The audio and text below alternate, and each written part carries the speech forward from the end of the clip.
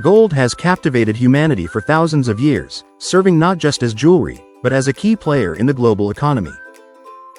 But why does gold hold such a universal appeal? Its scarcity and unique properties make it a precious commodity.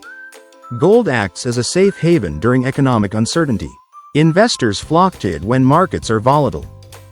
It also plays a crucial role in central banks' reserves, helping to stabilize currencies. Additionally, gold impacts financial markets as a key driver of asset allocation and investment strategies. Gold mining supports economies, providing jobs and contributions to local and global markets. The demand for gold extends beyond finance. It is used in technology, medicine, and even aerospace industries. As we consider the future of gold, its role may evolve, but its importance in the economy remains significant. In summary, gold is more than just a shiny object, it is a cornerstone of the global economy.